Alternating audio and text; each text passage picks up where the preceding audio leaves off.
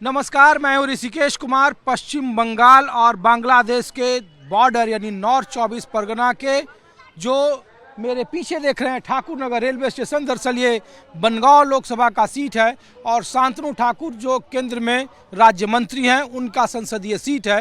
दरअसल मैं यहाँ इसलिए लाया हूँ क्योंकि अब से 24 घंटे के बाद पश्चिम बंगाल में 7,66,00,000 के आसपास मतदाताओं का फाइनल वोटर ड्राफ्ट आना है और इस इलाके में हिंदू शरणार्थी, मुस्लिम शरणार्थी जो 1971 के बाद या फिर 2000 के आसपास आए, उनको लेकर सबसे ज़्यादा सवाल उठाए जा रहे हैं और कहा जा रहा है कि पश्चिम बंगाल के होने वाले इस एसआईआर में कितने लोगों के नाम कटेंगे, कितने मृत पाए गए, कितने दूसरे जगह के पाए गए और इस इलाके में क्या माहौल है लोगों के नागरिकता को लेकर के, क्योंकि इधर मतुआ संप्रदाय के लोग बहुत सारे रहते हैं और इन इलाकों में कहा जाता है कि भारतीय जनता पार्टी के सबसे मजबूत कैडरों का जो जमावड़ा है वो इन इलाकों में है। तो 24 घंटे पहले एसआईआर वोटर बैंक ड्राफ्ट के लिए हम आपको इन इलाकों में लाए हैं और पश्चिम बंगाल का माहौल क्या है 3 महीने के बाद होने वाले विधानसभा चुनाव में।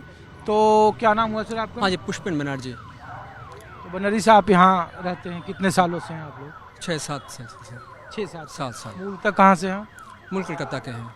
कोलकाता से हैं। तो इधर आप? यहाँ ऐसा लगा कि गांव में रहेंगे, खुला वातावरण में। अच्छा। और पोल्यूशन थोड़ा कम होगा, इस कारण आ गए। तो हम लोग तो आए हैं कि वोटर लिस्ट आने वाला है, हाँ। ड्राफ्ट आने वाला है और इन इलाकों में शरणार्थियों को लेकर बहुत ज़्यादा पूरे देश में चर्चा है, हिंदू शरणार्थी, मुस्लिम शरणार्थी। तो क्या माहौल है इधर के लोगों में एसआईआर को लेकर? आप लोगों के नाम जुड़ गए या जो आपके जानने वाले हैं उनमें? असली बात तो ये है कि जो हमारे यहाँ का ठाकुर नगर का जो वातावरण है, इसमें राजनीति का उतना चढ़ाव उतार नहीं देख पा रहे हैं हम लोग, लेकिन इतना तो है कि बॉर्डर इलाका है, घुसपैठ तो कुछ होता है, हिंदू भी आ रहे हैं, मुस्लिम भी आ रहे हैं। इस कारण ज़मीन के कुछ दाम जो हैं चल रहा था। अभी जो स्थिति है अभी ठीक है और कोई पैनिक स्थिति नहीं? पैनिक स्थिति कभी भी नहीं था, अभी भी नहीं है। हाँ, राजनीतिक माहौल में जो होता रहता है हर समय वो तो चलता रहेगा। आम जनता में जो चढ़ाव उतार है वो नॉर्मली ठीक है। अब तक जो आने वाला है, जो हम लोग जो सोच रहे हैं कितना बाद जाएगा, कितना जो जाने वाला था वो चला गया। अच्छा, लोग चले गए? ज़्यादातर तो भाग गए जो भागने वाला था। अच्छा। कुछ जो हैं नहीं मिला पा रहे हैं। 2002 साल के जो वोटर लिस्ट में जो पिता माता के ये सब जो जिनका नहीं हो रहा था वो सब कुछ एडजस्ट करने का कोशिश कर रहे थे। तो अब जो है स्थिति जो है नॉर्मली ठीक है, सामान्य है बोल सकते हैं। शुक्रिया। शुक्रिया। तो आप हिंदी आपने कहाँ से हैं? आप यहीं से हैं? मैं गोबरडांगा, अगला स्टेशन। अच्छा, तो हम लोग तो दिल्ली से हैं और इधर इसलिए आए हैं, ये बनगांव और ठाकुर नगर की सबसे ज़्यादा चर्चा है कि जो वोटर लिस्ट का ड्राफ्ट आने वाला है 16 दिसंबर को, तो उसको लेकर स्थिति इधर क्या है? सामान्य है या लोगों को लग रहा है कि बहुत सारे हिंदू शरणार्थी भी इधर हैं, मुस्लिम शरणार्थी भी हैं और पहचान का संकट है इधर लोगों के बीच में? नहीं, ऐसा नहीं है। जो 2002 का हिसाब से जो है यहाँ का स्थिति काफ़ी अच्छा है।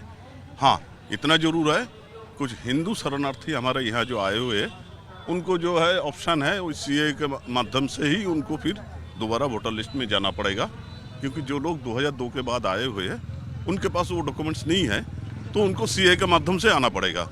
बाकी तकरीबन यहाँ के स्थायी बासिंदा है, इतना ज़्यादा नुकसान यहाँ पे नहीं होंगे वोटर लिस्ट में। और ज़्यादा प्रभावित कौन है इधर, हिंदू या मुसलमान? इस एरिया में बनगांव लोकसभा में मैक्सिमम आपका हिंदू ज़्यादा है, मुसलमान की संख्या कम है। कम है। तो ये बॉर्डर का इलाका है तो इधर, अच्छा, इधर के लोग आए कब ज़्यादातर? 71 के पहले या 71 के आसपास या 2000 के आसपास? नहीं, 71 के बाद ही आए, 71 के पहले बहुत कम ही आए। ठीक है, तो ये 71 के बाद ही आए और 2000 के बाद तो काफ़ी आए। जब लेफ्ट की सरकार थी यहाँ, लेफ्ट की सरकार जब चल रही थी 34 साल में, उन्हें 10-15 साल तक ठीक ठाक रहा उनका। उसके बाद उन्होंने फिर देखा कि यहाँ का परमानेंट वोटर इनको वोट नहीं मिल रहा है, तो ये काम उन्होंने खूब बहुत अच्छा किया। तो ये जो पश्चिम बंगाल में ममता बनर्जी कि सरकार पर कहा जाता है कि बीते 15 सालों में और ज़्यादा लोग आए या घुसपैठिए आए, ऐसा नहीं है? नहीं, और ज़्यादा लोग नहीं आया। स्पेशली 2014-15 में जब रोहिंग्या वाला इशू आया था, तब रोहिंग्या वाले बहुत ज़्यादा आए इधर, बांग्लादेश इन से। इलाकों में? हाँ, इन इलाकों में, स्पेशली साउथ 24 परगना है, नॉर्थ 24 परगना है, इधर नदिया है, मालदा मुर्शिदाबाद डिस्ट्रिक्ट है।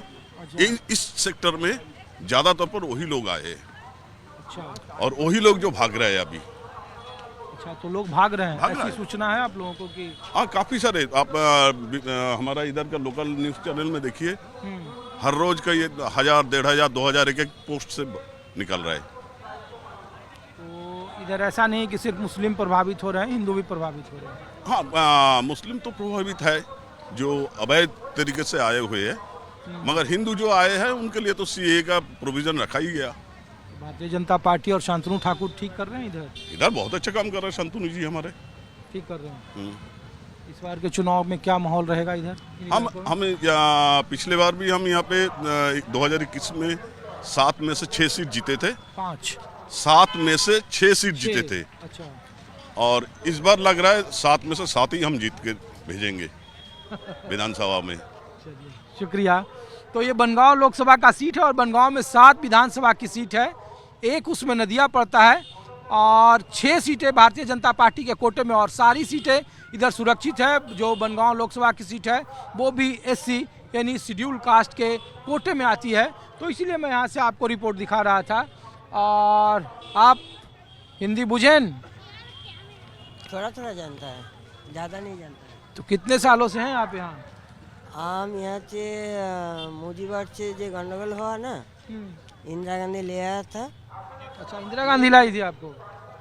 इंदिरा गांधी जब मुजीबर थाना का टाइम जो राइट हो गया, हाँ। वही टाइम से आया यहाँ पर। अच्छा, जब मुजीबुर रहमान थे बांग्लादेश में और जब वहाँ दंगे हो गए तब आप लोग आए यहाँ। तो लगता है कि 30 और 25, 55, 60 साल से आप लोग हैं।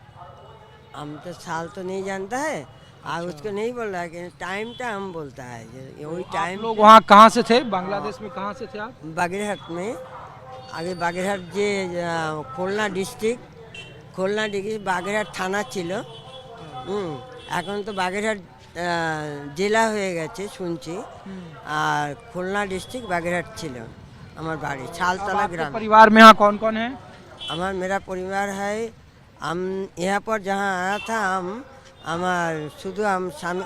मेरा हस्बैंड है और मेरा सास है और हम है।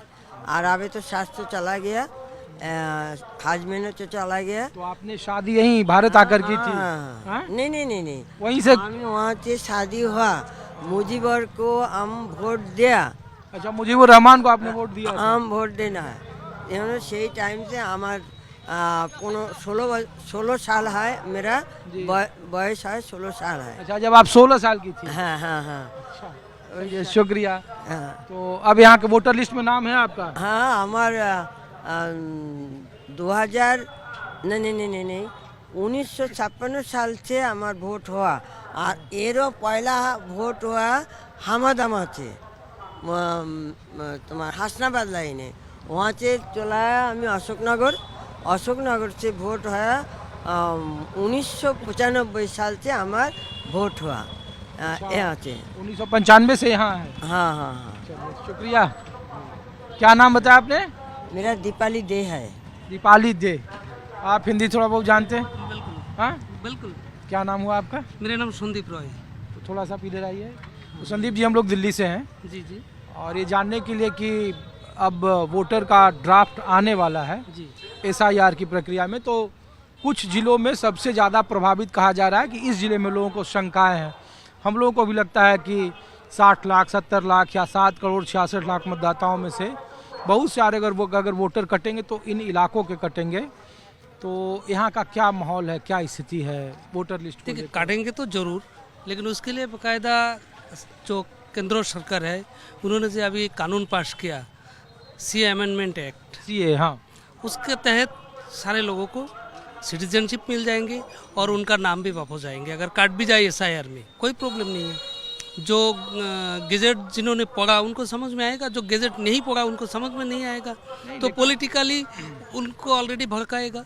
इसमें क्या प्रॉब्लम है? उसमें लोग कह रहे हैं कि इसकी कानूनी वैधता को लेकर, क्योंकि मैं अपने दर्शकों के लिए बता दूं कि मथुआ आयोग का गठन किया केंद्र सरकार ने, और सीए जब 2024 के पहले जो लोग आए उनको नागरिकता प्रमाण पत्र देने के लिए सीए लाया गया, और इस इलाकों में मथुआ संप्रदाय, मथुआ का जो मठ है वो धार्मिक कार्ड इशू कर रहे हैं और उनका बोर्ड भी कर रहा है इशू।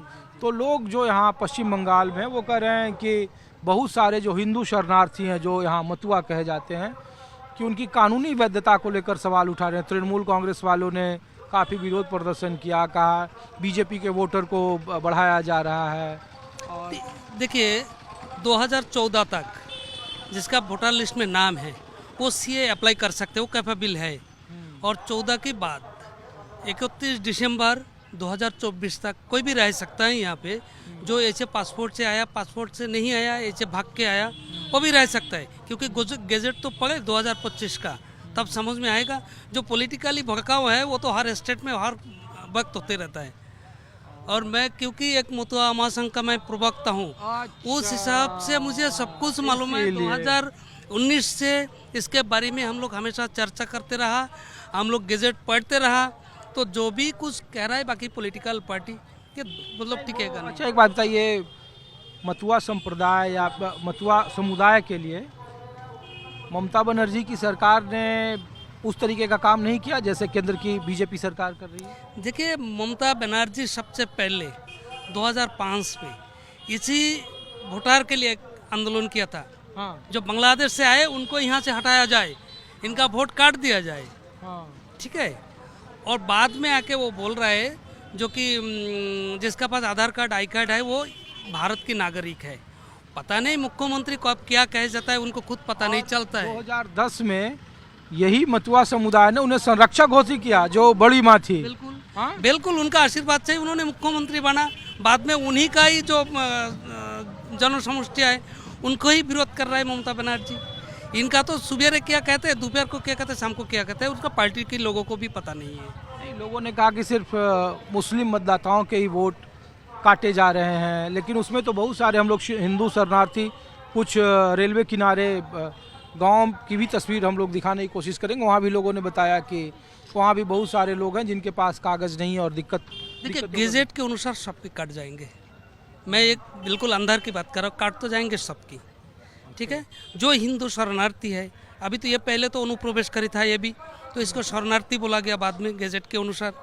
तो जो शरणार्थी है वो सीए करे और अपना वोटर लिस्ट में फिर नाम वापस लाए। और आपका समुदाय या आपका समाज 3 महीने के बाद चुनाव है, तो इधर जो डाटा है उसके मुताबिक तो भारतीय जनता पार्टी का ये गढ़ हो गया। 90% लोग वोट देंगे भारतीय जनता पार्टी को, इसमें कोई शक नहीं है। अभी जो जितना उछाल कूद रहा है कूदने दो, कोई फर्क नहीं पड़ेगा, इतना तक हम लोग कह सकते हैं। शुक्रिया, धन्यवाद आपको भी। क्या नाम बता? मेरा नाम संदीप रॉय। संदीप रॉय जी।